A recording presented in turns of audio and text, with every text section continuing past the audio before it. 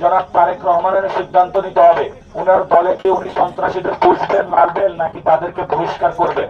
আমি তারেক রহমানকে অনুরোধ করব মির্জা আব্বাসকে দলীয় শৃঙ্খলা ব্যত্যয়ের অভিযোগে বিএনপি থেকে বহিষ্কার করার জন্য।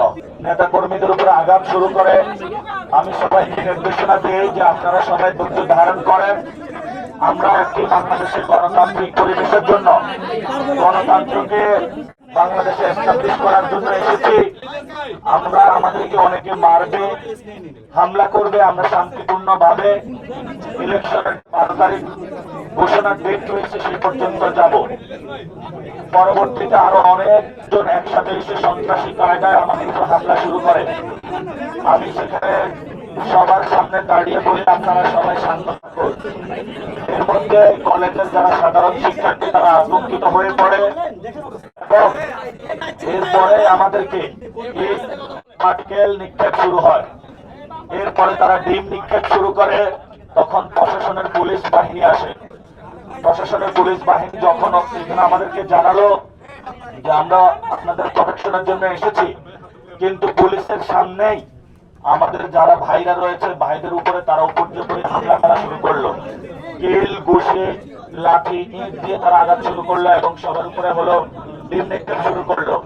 তারও আমাদের নাম দিল এবং সবাই বলল মির্জা আব্বাসের স্লোগান দিল।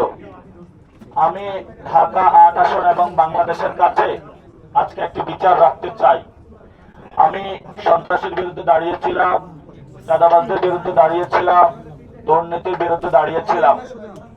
আমার একটা কমিটমেন্ট আছে। সেই কমিটমেন্টের জায়গাটা হলো যারা 2022 আমাদের শহীদ হয়েছেন তারা একটি সুন্দর বাংলাদেশ দেখতে চেয়েছেন। আমার সুযোগ ছিল যে বিভিন্ন ব্যবসায়ী গোষ্ঠীর সাথে টাকা পয়সা বসে নিয়ে যেভাবে বাংলাদেশের পলিটিক্যাল কালচারে একজন এমপি প্রার্থী ইলেকশন করে সেইভাবে যাওয়া।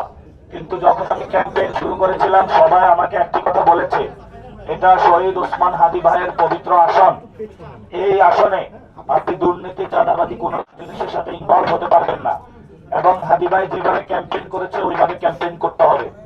এই জন্য হলো আমি মসজিদে ফজর থেকে এশা পর্যন্ত মসজিদ ভিত্তিক কার্যক্রম শুরু করি এবং আজকে একটা কলেজে গিয়েছিলাম, সেখানেও টিচারদের সাথে কথা হয়েছে। আমরা বলেছিলাম এই ভোট পবিত্র আমানত আপনাদের রক্ষা করতে হবে।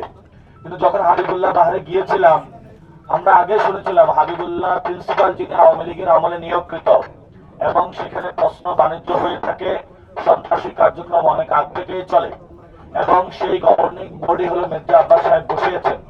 তো আমি আজকে পুরো বাংলাদেশের কাছে এই যে আমাদের উপর সন্ত্রাসী হামলা হলো, ছাত্র দলের যারা হামলা করলো সন্ত্রাসী হামলা আমাদের উপরে, মির্জা আব্বাসের যে বাহিনী, আমি পুরো বাংলাদেশের কাছে বিচার দিলাম এবং 12 তারিখে আপনারা ভোটের মাধ্যমে এইসব সন্ত্রাসী যে হামলা এবং সন্ত্রাসীরা যেভাবে বাংলাদেশে প্রত্যেক জায়গায় হামলা করে বেড়াচ্ছে এটার বিচার করবেন। 1 নম্বর।